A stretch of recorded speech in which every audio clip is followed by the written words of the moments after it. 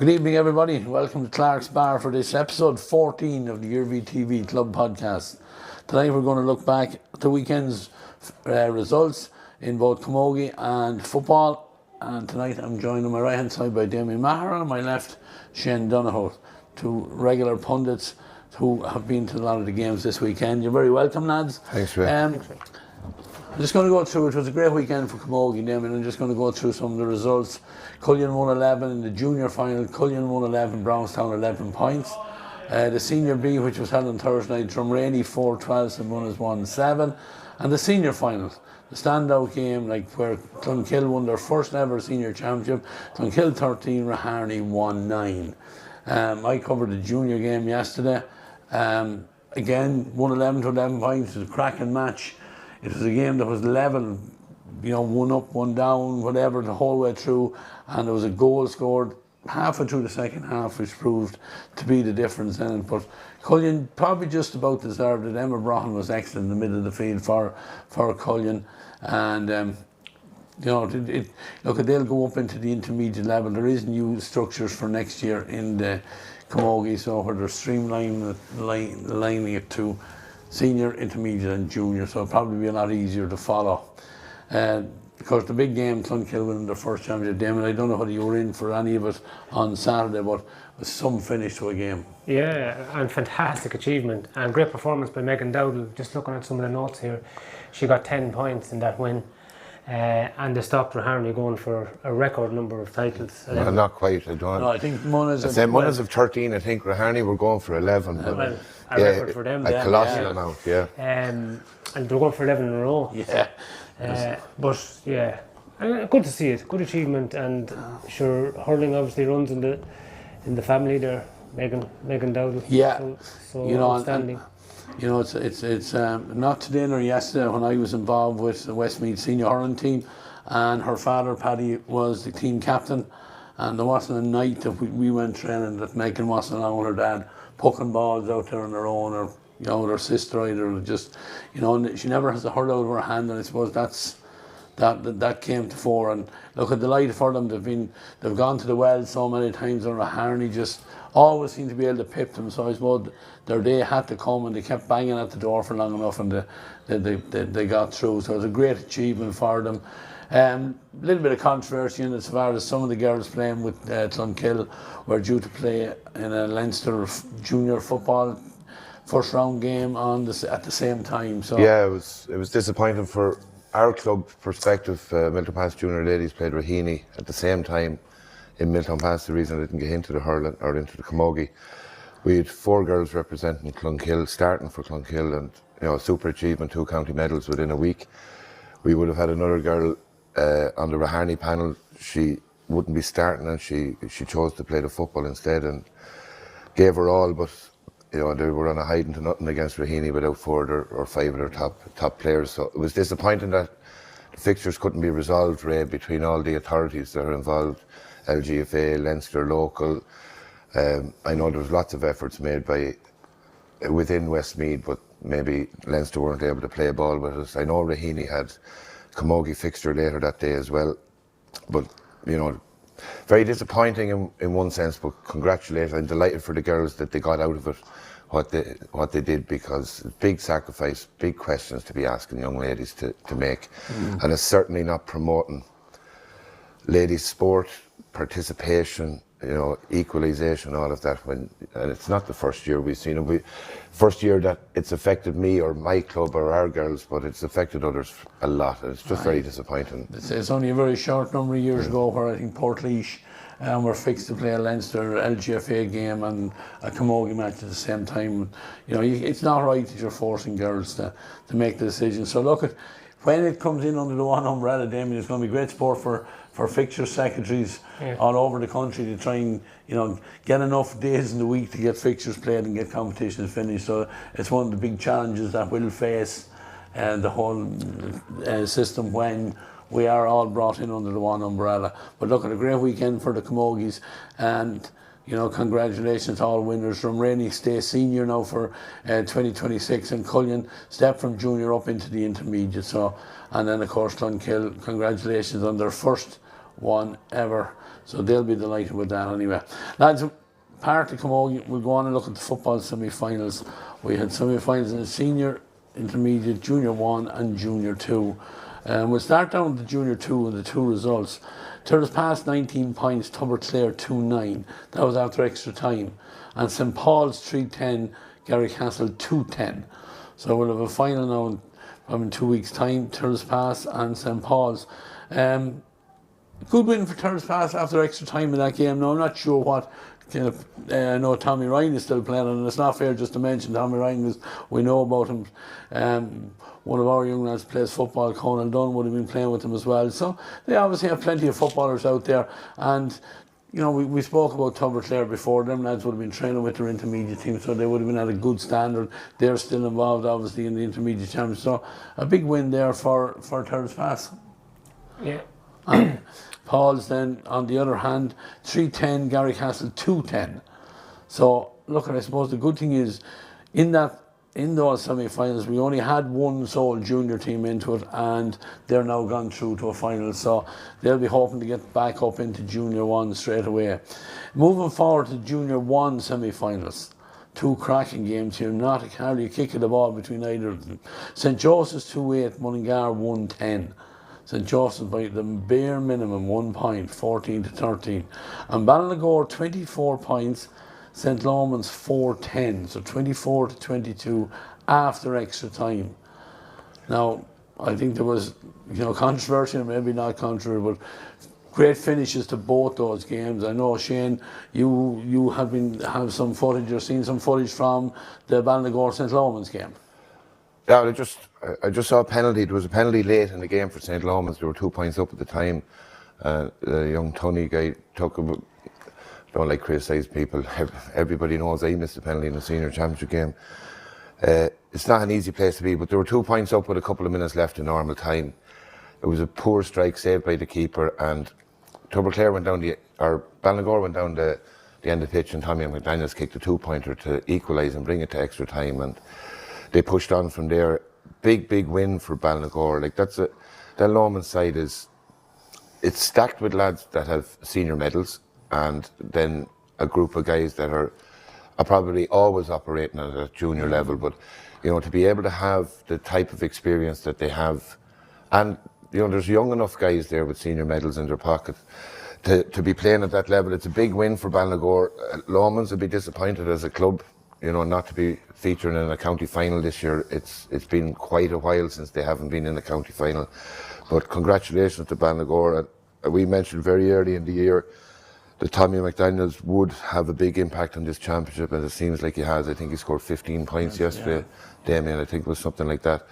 So huge win for them. Brilliant win for them. Yeah, and obviously Tommy McDaniel, with all that experience, having played for the county, having played in Dublin with Castleknock, and coming back now to his home club, guiding them through, leading the way. Fantastic. I saw him in some of the earlier rounds.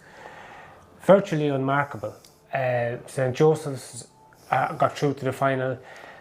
In the other match, they were 2-7-4 ahead in that game. And certainly, they'll have questions and they'll have plenty to work on, because they allowed Mullingar Shamrocks right back into it and just about scraped home in the end. But fantastic to see St Joseph's back in the final again. See Ballynagore there. Look at the improvement that they've made. They've got a few players back, and they've got Michael Innes in as manager, driving it all. I think it's a perfect example for other clubs.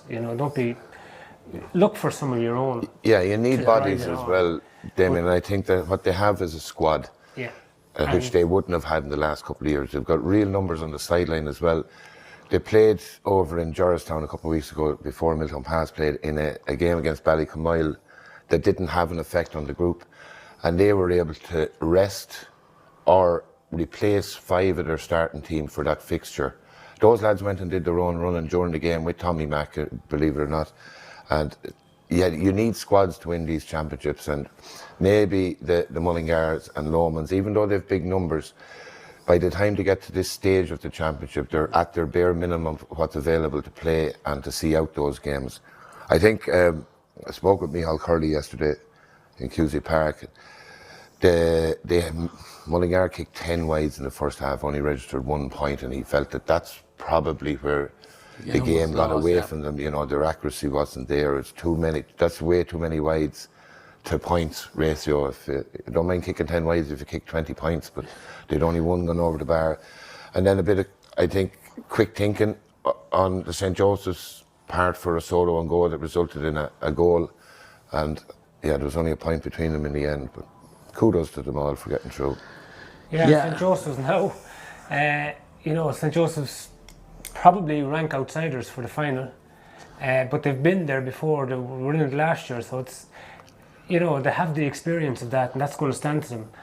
And I suppose, you know, probably in the right place, kind of in the right place when you look at it like that, because all the talk is going to be about Donoghue, Tommy McDaniel, and they're going to go in as firm favourites, rightly so. They played each other. I did umpire, believe it or not, for they played each other their group game over in Castletown. Alan Mangan ran the line for Joe Fallon was ref, and it was tight. Much of the game, Josephs were a better side. There's a little bit more quality in individuals, perhaps in Ballinagore, and Tommy Mack again on that day kicked some tremendous frees into a swirling wind from the wrong side that were really, really important scores.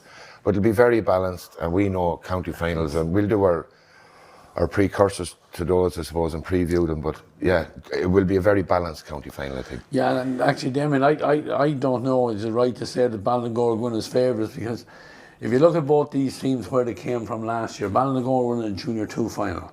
Yes. Okay, they stepped up. St. Joseph's probably would feel themselves that they didn't do themselves justice in that Junior 1 final, and probably the worst day of the year last year to kick football. Very windy day, and Castletown Cool Whitehall ran out comfortable winners, got goals at important times, especially against the wind, and Joseph's probably would have learned from that. You know, I don't know, I would actually put them as my favourites going in. And it was interesting, I think I said it last week on the podcast, both those teams, both the winning semi-finalists and the losing semi-finalists, finished 1 and 2 in the respective groups. So, you know, the championship took a little bit of time to get through it and whatever else with quarterfinals and such, but we have the 1 and 2 in that junior group, and we had the 1 and 2 from each group in the semi-finals. So, look, that is a mouth-watering prospect, that game. That'll be the first one on the weekend. Like Shane said, we will be previewing those football finals in the next, late next week. I think is what the plan for that one. So we'll look a little bit more in depth into it at that. But that Junior 1 and Junior 2 competition, sponsored by Clark's Bar, where we are here tonight. So again, kudos to Kieran and his crew here as well. So he'll be looking for a win there.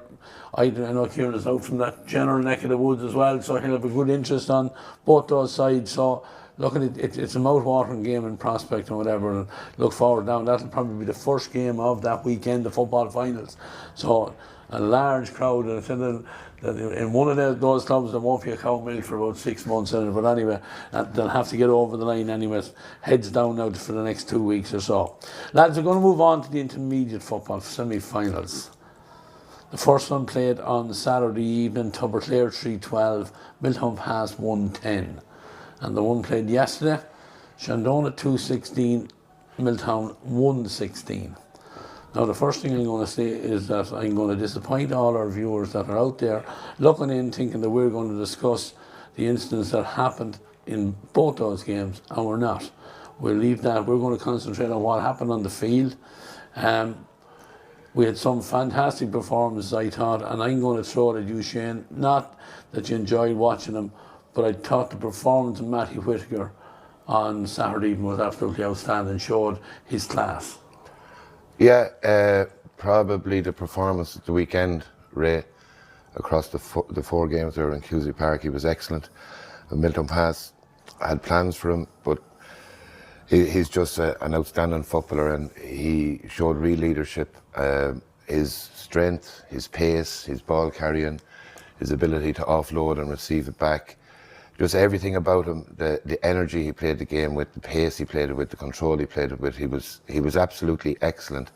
But he didn't win that game on his own. No. That Tubbert Clare side was very, very balanced, right all the way back to Kevin Fagan in goals. very controlled. His kickouts were very, very good. He did pull a 45 wide early in the game, but apart from that, his kicking was excellent, I thought. You know, Cahill Tighe and McGonigal in the back line, even Tyler Slevin, I thought, had a very solid game. And from there, their structures, the two lads around the middle of the field, you know, McCabe and I thought Darragh O'Connor, for a young man, had a very, very good game. But yeah, Matty Whittaker was excellent, but like I said, he didn't win it on his own, but he certainly was the big difference. We had a couple of good performances, but not a team performance like we would have liked. Intermediate level, Damien, Matty Whittaker is a good senior inter-county footballer, so he missed some of the earlier rounds of the championship with injury. He's probably coming out to the knockout stages fresh. I think 2-1 he scored from wing back, which is a phenomenal performance. Yeah, and I suppose the experience kind of Tubbert have built up, and the fact that they're playing in that Group 1, that probably stood to them. Miltown Pass were coming all right, were putting up impressive performances, strong team, getting big scores, but you were playing weaker opposition. And perhaps in the last quarter, that's where it found out. Yeah, it showed a little bit, I think. I think even Miltown Pass would probably admit that at this stage. But I mean, Brandon Kelly was excellent for him as well. He was, the game just kind of went for him in the last 10 minutes or so. But up to that, he looked very, very dangerous every opportunity. Yeah. Finbar Coyne got one. Finbar Coyne, my mistake, Finbar. You won't thank me for down the train tomorrow night. But Finbar was excellent as well. And we got a great goal as well.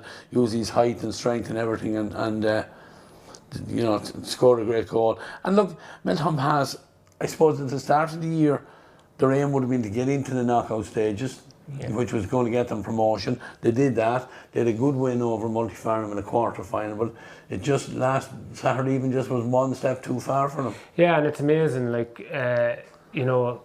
at the intermediate championship, it's always a difficult one to call. It's always difficult to pick a potential winner from the outset, but Tubbert and Shandona through to the final, when you think about it and when you weigh it all up, they're the two top teams, really. Yeah, they probably are. Tubbert have been thereabouts. Of a lot of players down there. Okay, their junior 2 team beaten after extra time yesterday, but I'm sure they'll still have big numbers going forward into a county semi-final in 2 weeks' time as well. And a fantastic club, Tubbert, I have to say. Putting in huge work. They have huge playing numbers. I was linked to them there for a year when I was working for the GA, and you could see the passion and the enthusiasm there. All the coaches, they're working hard on improving things, and at minor level there they had a bit of a breakthrough as well. They were in an intermediate final a few years ago, lost to Shandona. They're back in it again, and I think they're going to be hard stopped this time. Yeah, and they're a progressive club off the pitch as well, absolutely. With purchasing new ground down there right beside, I think, the existing pitches. So they're certainly a team that's well geared for going up to senior ranks. And I think one man I'm going to signal him out. That, he's had experience at the intermediate level in Westmeath. That's Keith Higgins. He's come in as sort of a coach along with Danny Salmon. A local man from last year, and maybe that just little bit of know-how that Higgins has would have been a help to Danny. It's something. It can be hard. Right? It's nice to have one of your own, but it can sometimes be hard to be accepted there as well. So I'm sure he brought a fresh voice to it. I think Keith was involved. Was he with Tang? At once won an intermediate with Tang and was involved in, and a few different teams down there. He's from Tubbert. He's been around that neck of the woods. So I'd say good rapport with Tubbert there. They finished that game well. There were a lot of underage talent as well, Shane. Just looking at Finn Duffy, who was on the under-20 team, Tom Burke. Yeah, they had good performances at the weekend, Ray. It's not that they're filling gaps and whatever, they're contributing to the game. I thought Tubbert tactically got it very, very right against our kickouts. Miltown Pass were finding it very difficult to get their hands on clean ball, and they seemed to create probably 3 zones that they were willing to let Miltown Pass kick to and then try and trap him. They got more than their fair share of breaking ball.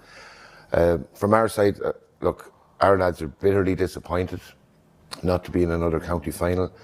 They would agree that the better team on the day won. they'd also feel that they didn't have as good a performance as they might have had earlier in the year, but that's credit to Tubbert probably didn't let them, certain players, get into the game. We wonderful championship from Brandon Kelly. You know, he's really come of age, and phenomenal scoring, everything from play, and I'm sure that Mark McHugh has already been talking to him about plans for winter training and getting into a Westmeath panel. Indeed, the opportunity could be there for Finbar too if he's interested. Sam Duncan, people know he came home from Australia. He'll be bitterly disappointed. That was a personal thing to come home, play that championship.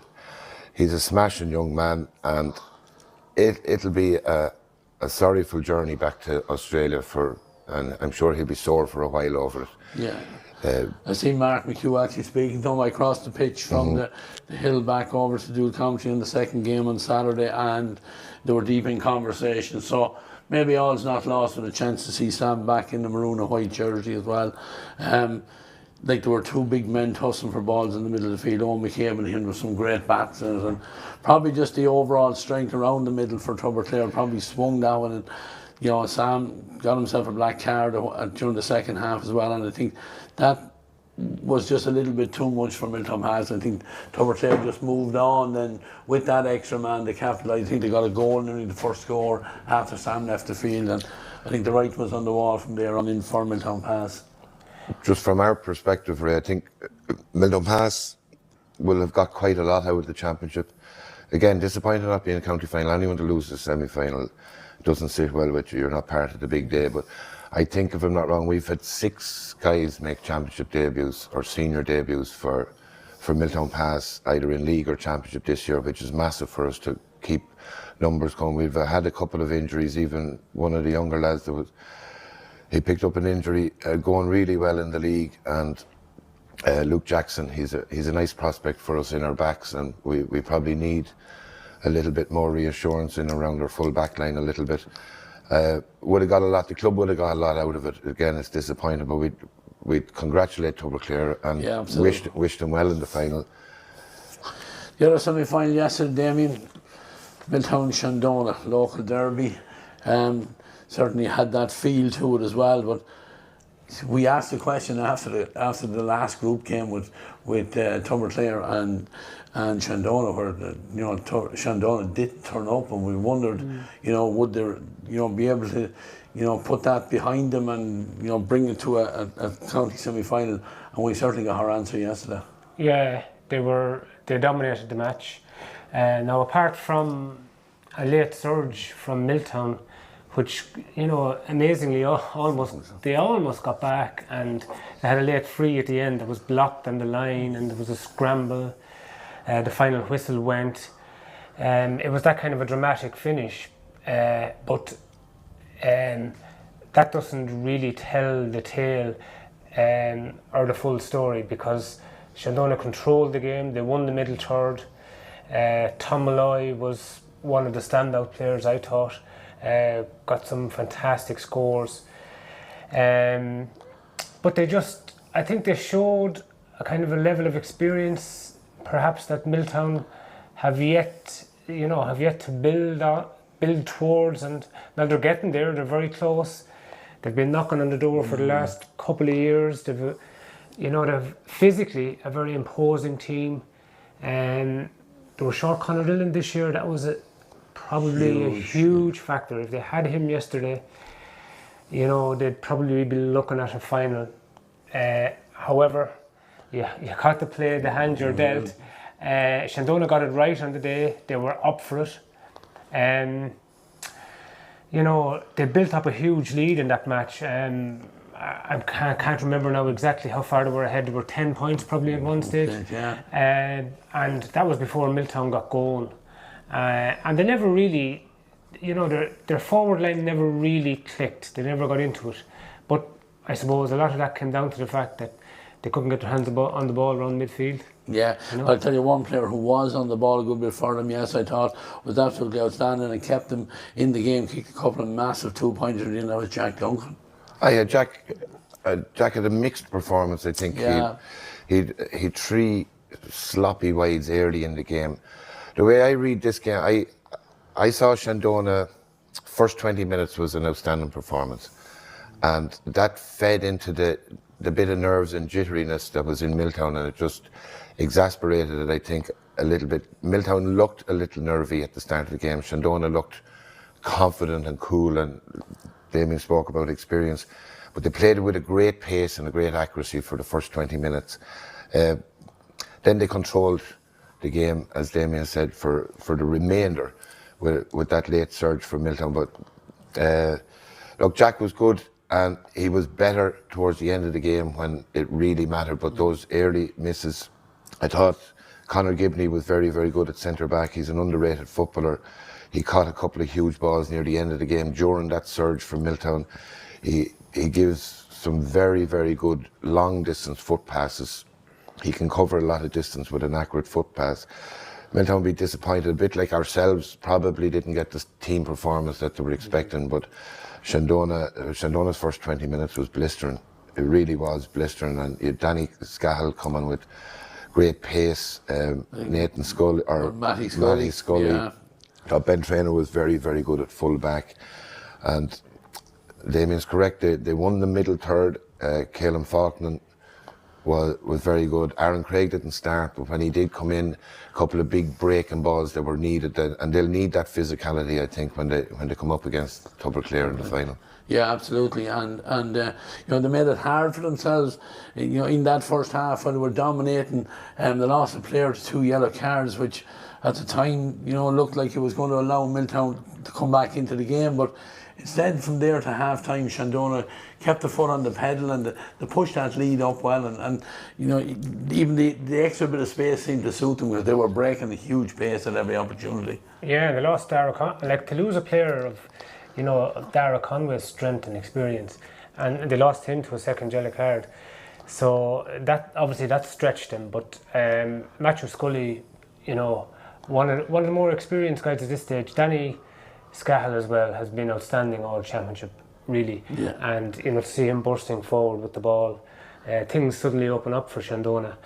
And Brian Kavanagh then inside was good in the forward line as well, helping out the likes of Tom Malloy. So look, they're a very well balanced team, and they're there on merit.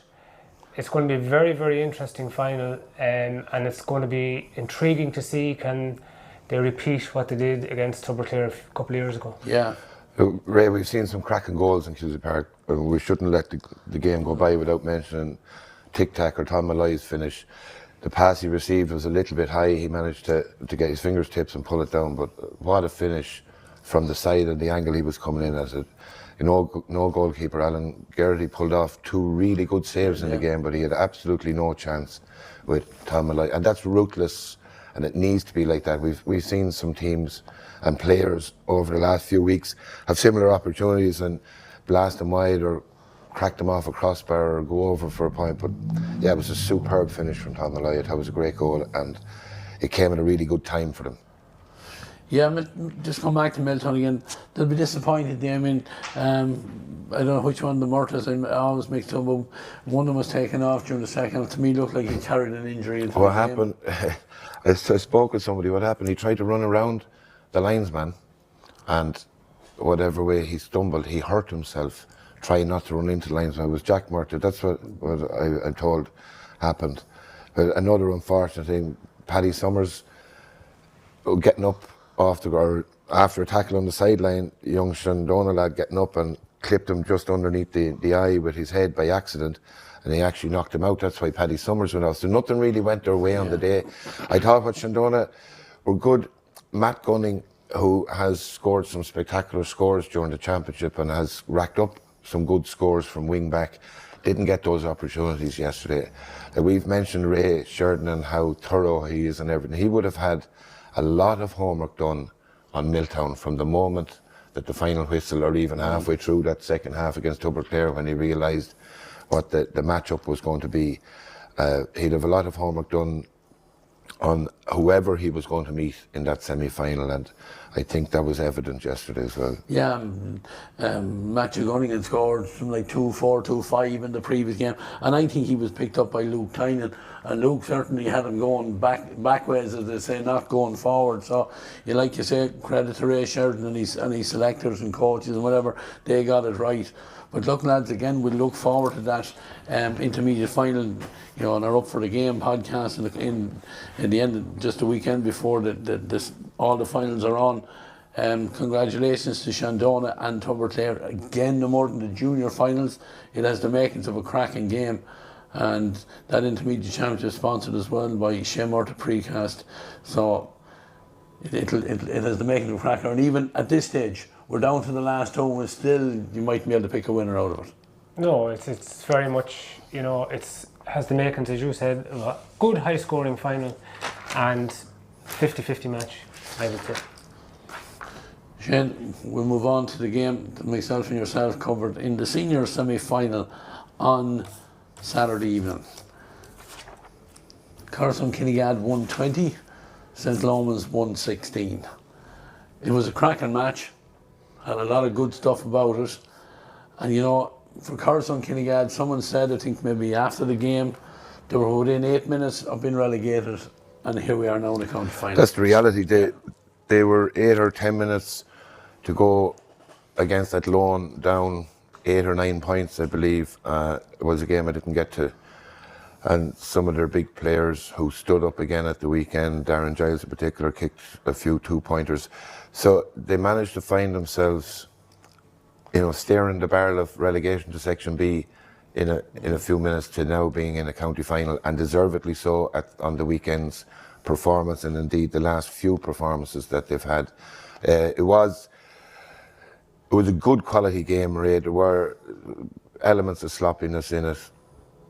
The loss of Sam McCartan can't be underestimated for St. Loman's, but 1-8 apiece at half time, having stopped Loman's from having a scoreable free. I think those sort of things, Jack Cooney and his team would be really, really happy with the disciplined defending. We mentioned it in the coverage.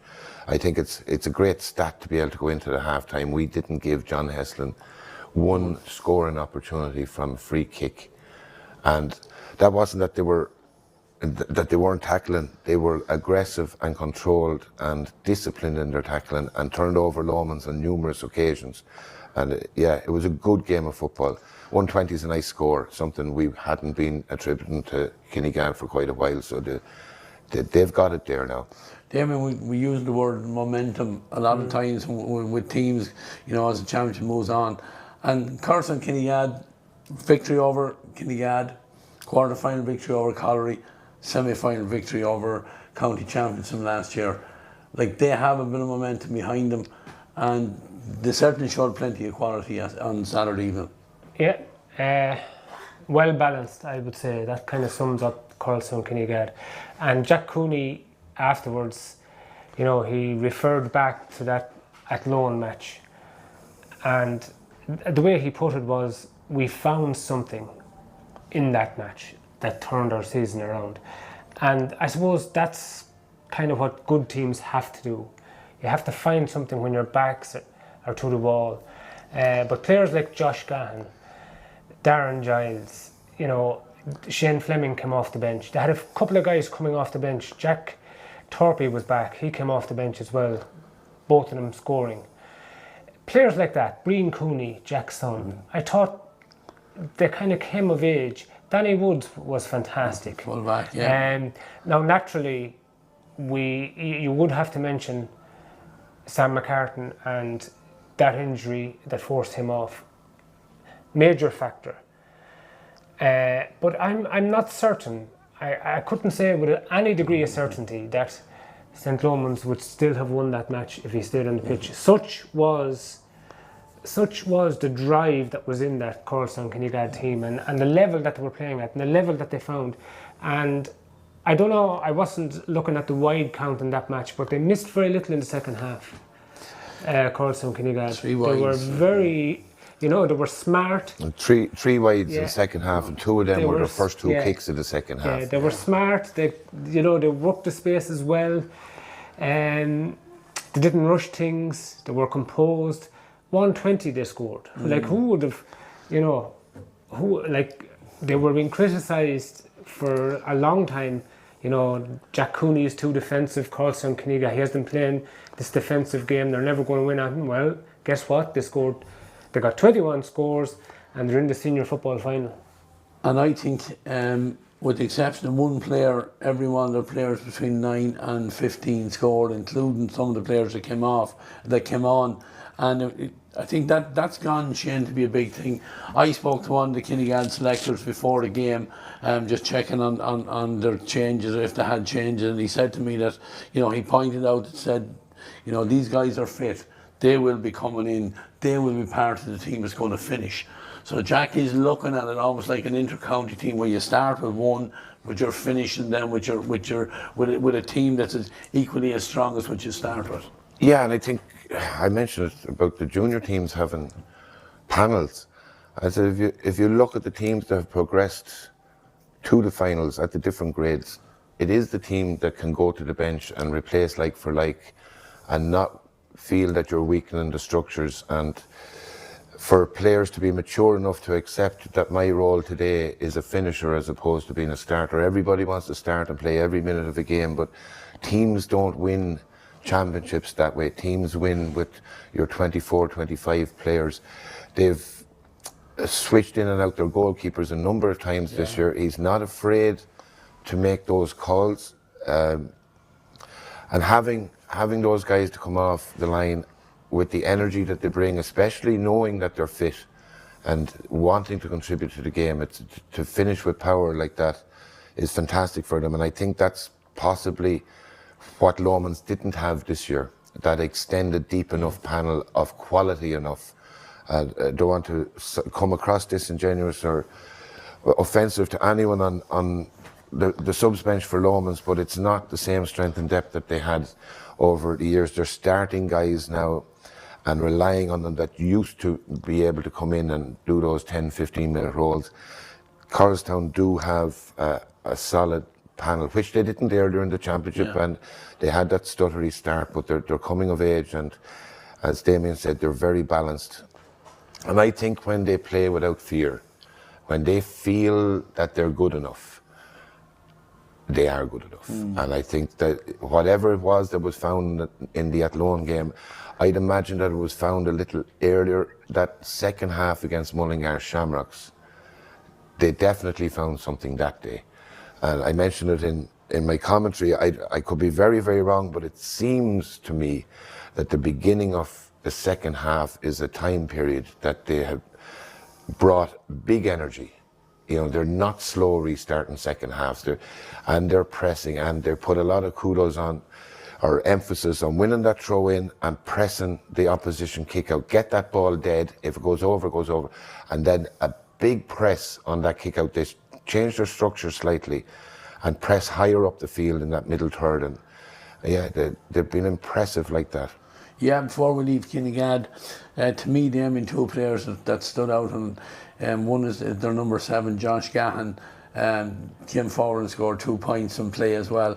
But the other one I think deserves a mention because he's a player that, you know, has unbelievable amount of talent, and maybe that Kinigad haven't been getting the best out of him, but in the last couple of games he's really come of age, and that's Ger Leach at centre half forward, who seems to be pulling a lot of strings for them there. Yeah, and it's gas, like he was taken off kind of at a crucial stage, last 5-10 minutes in that match, and people were kind of looking at each other. He asked to go off, believe it or not. He asked to go off. Yeah, people were looking at each other and said, gosh, I wouldn't just take him off yet, but it didn't weaken them. No. They had the quality, you know, coming in, and that's what Jack Cooney has kind of developed over the years, is you know, that little bit extra that you, as Shane has pointed out, that you need, you know, if you're going to get over the line. Now they have to step things up again, of course. Yeah, obviously.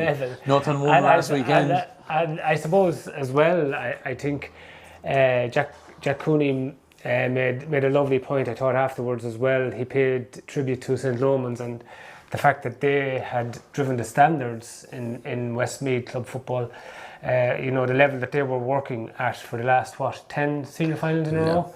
And that was a huge compliment. Now maybe maybe it's the end of an era. I wouldn't be writing obituaries yet. No, but maybe it's the end of an era. That's all I'm saying. I mean, John Heston has 8 senior football medals. And the next one will be the most important one, Damien, for him. And it's not certain that they're going to come back and win another one. No, definitely not certain, but I wouldn't write obituaries for them yet. They've blooded young lads this year as well that haven't had exposure at that level. We know that Danny was away in America, Sam struggled with an injury, John has travelled quite a bit with his job, and it's just, they're big players for them, but the young lads come in and we say Killian Plunkett has established himself as a senior footballer now. They'll be thereabouts, they have set the standards, they'll be bitterly disappointed, and Jack is right, they did set the bar for a number of years, but their journey's over for this year, but it won't be long till we're talking about Lomans again, I'd say. Yeah. And I suppose it's only fair too, like they played without running the tool. That's, probably one of the finest footballers, along with John Heston, that we've seen in recent years. And they have developed young players, but guys like John Heston, they're generational players. I hope you're not retiring there. That's John's decision. 170 kicked them. I think he actually. His goal was fantastic. It was a great finish. But he's a big day coming up next week as well. So and we wish him luck. I wish him all the best in that. And he'll probably be mad to get out to the house, start training as well. Then when we turn into the new year as well. But I suppose just following on from Damien's point, sometimes when you start blooding young and Shane, it's hard and it takes a little bit of time to get them up to the standard of the players that have been there or that they're coming in and replacing. Certainly right up to that. Like you're talking the pinnacle level of club football in Westmeath, right up the top echelons. It certainly would be easier to blood young guys in and around a junior championship or the lower end of an intermediate, but by the time you get up to quarter-final, semi-final of intermediate and beyond, you need to be fully developed from a football perspective and from a physicality perspective. It's not easy to go in there. There's a lot of work to get done to contribute constantly at that level. But they still scored 116. They didn't panic. They showed huge trust in their systems, and they're very composed. They feel that they still could have got something out of it. They would have thought that, but Kinigad went and won that game. I think I said it on Saturday. Went and won it, and that'll please them the most. Darren Giles intercepted one of Jason Daly's kickouts right on in nearly full-time mark, but he burst a lung to get to it. They managed to win a free, and it was converted by Jack Cole, I think the sub that came in, Jack number 18. Jack Cole converted the free just to put the icing on the cake, to separate them. We say the 2 scores separate the teams, but hunger probably got Kinigad there on Saturday as much as anything. Yeah, and they'll go into a county final. They've been there 2 years ago, so they'll have that experience to fall back in, and they won't fear it this time, I think now, and maybe just the monkey off their back might be St. Thomas, but obviously they're going to take on an even bigger challenge in that county final, because yesterday's game, and I just looked at it today and it struck me, the Downs also scored 120. Donegal Shamrocks won 9, and I think you talked, Shane, about Kinigad targeting that 10-minute period at the start of the second half. Donegal Shamrocks went in 1 point clear yesterday at half time. That was wiped out with the first attack, and really it was blown out of the water then in the next 10 minutes or so. Somebody asked me inside yesterday how I felt the game would go, and I genuinely felt that there was something in this Shamrocks team to put up a good battle, and my response was that I think it'll be tight for 40 minutes, but the running power of the Downs will ultimately get them across the line, and quite comfortably, and that's the way it turned out. I'm no clairvoyant. I've watched this Downs team quite a lot this year, and I really think they're awesome awesome all over the pitch, and their age profile, their physicality, their accuracy, the strength and pace that they play the game at. They would have been really disappointed at half time with the amount of possession and opportunity that they had, that they'd only scored 8 points. And they went out and scored 112 in the second half, but still will be questioning performance level after yesterday. A lot of kudos to Mullingar. I think they surprised some people in Cusack Park yesterday with how they performed. I think Dara Daly didn't get to operate around the middle of the field as much as he had done in previous rounds, whether he's carrying a knock or not, or they tried to target him inside. But the Downs have just so much power across the pitch everywhere, Ray. They were excellent and full value for the win. Again, Damien, I think five of their 6 starting forwards scoring, but you know, we mention him in every game he plays. We look forward to watching him every time we cover the Downs. But Luke Laughlin again, 110 I think it was. I mean, he scored, you know, the goal that he scored, you know, the pass from Johnny Lynham. Someone said to me today, you know, Luke made the pass look good, he took in his stride, and I mean, he gave the goalkeeper no chance of the finish. But with the form he's on, Jack is going to have some job drawing up a plan to try and, you know, nullify him in the county final. Yeah, and that's the challenge, I suppose, or one of the challenges facing Carson Kinigad. The game, I suppose, went very much along expected lines. The Downs won it easy. Nobody really gave Mullingar Shamrocks a serious chance of overcoming them. Now, they played well, and they'll be actually delighted with when they reflect and look back on their season with the progress that they've made. But when it came to the crunch in the second half, you know, the likes of Loughlin's goal was terrific. The Downs just took over again. They took over the middle third, and you have to win ball there now. It's such a huge factor in games because the kick out most times is a contest, and you need players of the ability that the Downs have there around that middle third to win the ball. Jonathan Lynham's, the Billy Moffat's putting in the hard yards. Now they lost their wing back Joe Moore yesterday, so they'll be a little bit anxious about that, because okay, they have strength in depth. Andrew Martin didn't play yesterday. He's a good player to have coming back in.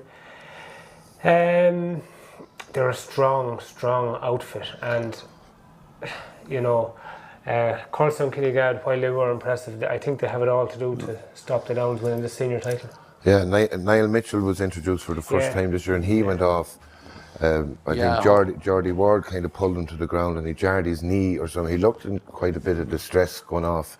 So that'll be worrying for them as well, because he does add a different dynamic. He changes the way they can play the game, but if that option is gone now, look, they're fantastic without him, but you'd like to be able to have a Niall Mitchell in your reserve to put in there if you needed it. I think young Oisin Murphy, we mentioned him very early in the year, and talked about getting his minutes last year and experience, and he looked so comfortable out there on that half-back line. He came up with 2 scores, if not 3 yesterday. Was it 2 or 3 he got yesterday? 2 points. And finds himself in those pockets of space on the right-hand side, and is very comfortable to clip them over the bar. Really, Charlie Drum, his usual solid self, a couple of really, really good tackles, clean on the ball when Mullingar looked threatening.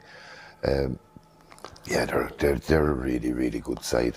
Kieran Nolan is very much an unsung player for them as well. And at centre back there, and he did the business in the second half. He was very busy on the ball an awful lot, and they used the ball cleverly and smartly as well.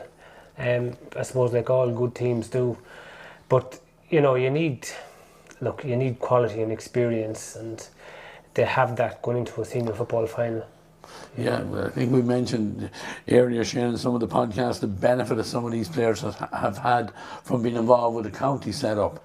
And Joe Moore and Kevin Sullivan immediately spring to mind, the two of them. Yeah. Kevin Sullivan, he only got 1 point from play yesterday, but the amount of ball he handled, and so much works through him. He's got an engine on him that he doesn't know how to stop.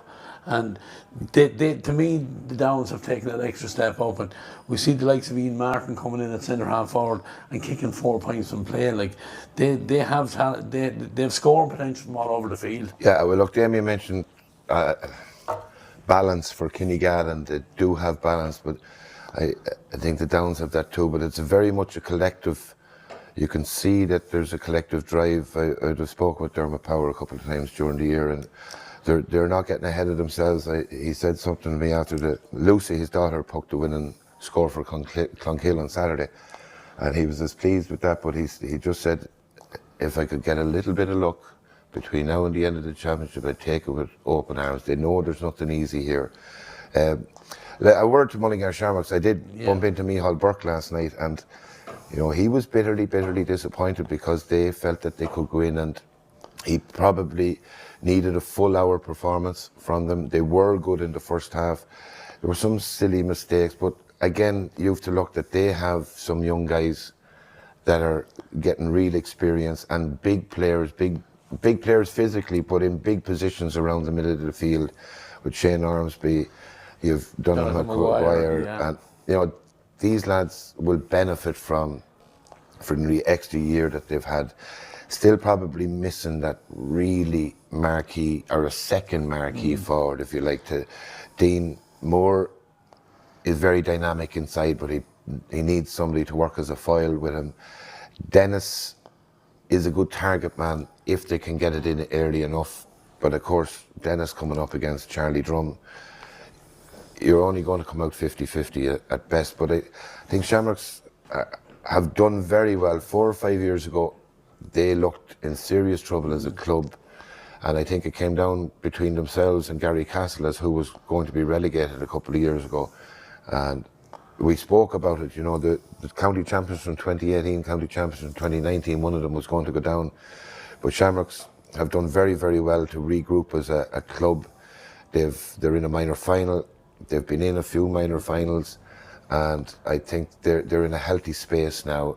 Of course, a few of the older bodies there have driven them very much this year, and kudos to them, but you wouldn't see too many walking away from it either, and they'll keep pulling the club forward, I'd imagine. Yeah, one of the players that you alluded to, we watched them in the minor, Shane, for the last couple of years, and one player they lost to the old dreaded cruciate injury is Ryan Kelly, and he's a big loss. And while we're speaking of cruciate injuries, I've been talking a couple of times to a young man from Kinigad, Carson Kinigad, and that's Michael Leonard, and he's had his operation. And he reckons, by some miracle anyway, he's going to douse himself in holy water or whatever, but he reckons he's going to come surprise everyone and make the Carson Kinigad team for the county final. So Michael, I said I'd give you a shout out on the old podcast, and you said you were going to be there. Now the pressure's on you, boy, you better get out and start training. All joking aside, Michael and Ryan, when he gets his operation, we wish the two of them the best. They're two young talented players, and do your rehab right, lads, and get back stronger than ever next year. That was just a little side note, because myself and Michael have had a couple of words after games lately. So, and Ryan Kelly is a quality player. Yeah, he's a great young lad. He will be a young lad that they'll hope to get him back if they could. Maybe not back for the championship next year, but he's certainly one for the future. And they have plenty of talent on their junior team as well. Young Pierce, is a Gavin Pierce, Barry's young lad, is a quality forward. He'll be hoping to make that step up from junior to senior in the next year or two as well.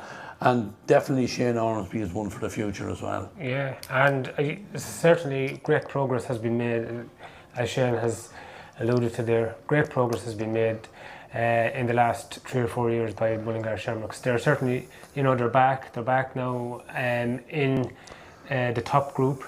That's exactly where you want to be competing from and building from. Good under 20 team, good minor team, so they have a nice solid foundation there to build for the future, and a great guy involved in Micheál Burke. Yeah, great. Yeah. A couple of the younger players as well to mention. Adam Glynn has come in there as a cornerback, as a young lad as well, excellent. And another man that caught my eye, very, very impressive in the last couple of rounds, is Dylan Matthews. So I think the future is bright for Mullingar. They've been unfortunate with injuries. Davy Gavin wasn't able to start yesterday. He's a huge loss from centre half back, driving forward as well. So look, Davy will get himself right. And Shamrocks, like you say, they were in the semi-final. they'll know it's baby steps, so they'll try and make that extra one now next year and maybe push it on a step or two further. But I think yesterday the quality was with the Downs overall. They wouldn't have been happy in the first half, but certainly in the second half we've seen, what they're capable of doing, and bringing on the likes of Conor Coughlin, bringing on Dylan Carr, Niall Mitchell, Philip Martin. They've plenty of talent in reserve as well. And lads, this Shamrocks Precast Senior Football Final is going to be a cracking final. Yeah, and it's a local derby as well, so there'll be a huge interest in it. But the Downs club over the years, like the quality of player that they're producing all the time, and I think this year again, all of the Division 1 finals at underage, the Downs are featured in. Yeah, like that's not the first time. They just have this conveyor belt. They're doing things right, obviously. They're bringing players along all the time, and that's the secret. That's why they've got the panel they have now. Yeah, like they've had minor teams that did win 3 minors in a row at some stage.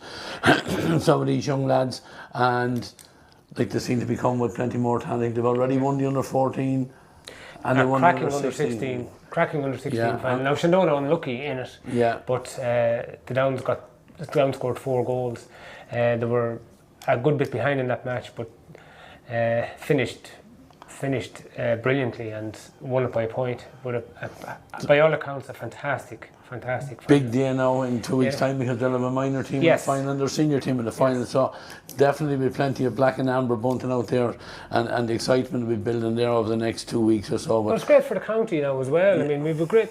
I mean, generally around 5,000 fans at the county final. There could be a bit more now. Yeah, with this local derby. Yeah, and should bring plenty of interest. Oh, absolutely. Not just the local derby, but the quality of player that's on show should attract a lot of neutrals as well. And the two better teams throughout the championship, I think, are there.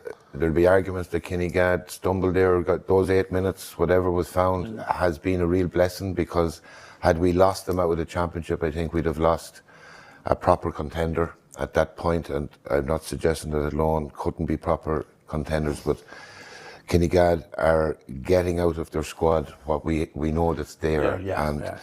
It'll be an interesting matchup and a great occasion. I mentioned it, I think, on Saturday a couple of years ago when Kinigad were in the final, and the bunting and driving through Kinigad, what it was like and what it brought. And they can't be absent from these days for too long. So it's really, really good that they're back within those couple of short years. The Downs are looking to make up for what they feel was a final that they threw away, or let's slip and not taken away from Loman's win last year. They were right down to a replay and penalties. It's one of those, a flip of a coin, and they seem to be on a mission since that. And I think weather depending, of course, if we could get a weekend like we had this weekend, and it looks like it's going to be like that next weekend for the hurling Ray. This time of year, unfortunately, something like that can spoil a game completely. You're at the mercy of the elements, unfortunately. So, just before we finish up, just one other thing I want to mention, Damien. You mentioned under 16 football. I think we had a cracking under 16 hurling final yesterday in the Pierce League against Donoghue, was it? That's right. Went to extra time as well.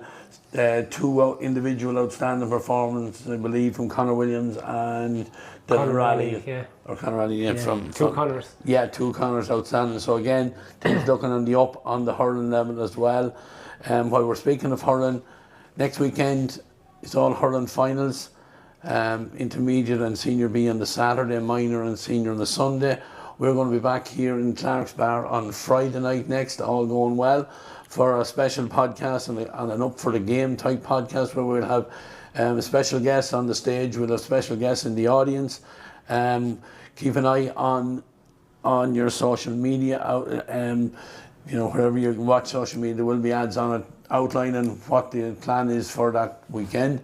And we'll be doing the same then, all going well, the following week for the football final. So we'll have guests galore, and a lot of our usual pundits will be in and on stage, and hopefully we'll have some live audience here as well. So we'll do the build up for all the hurling finals next weekend, followed by the football finals the following weekend. Remember, as always, give us a like, give us a subscribe, share us, whatever. The more followers we get, the happier we'll all be here. I think that's about it for this weekend, lads. Thanks, Shane, and co-comments with me during the week. Damien, you're in the press box with us as well over the weekend as well. Thanks for joining us as well. We'll read the coverage on the games in the Examiner this week, I'm sure. But for myself, Ray Gavin, Tom Browne is on the production desk. Jerry Gavin as the camera's going here. We'll say goodbye for now, but join us again on Friday night for a special episode.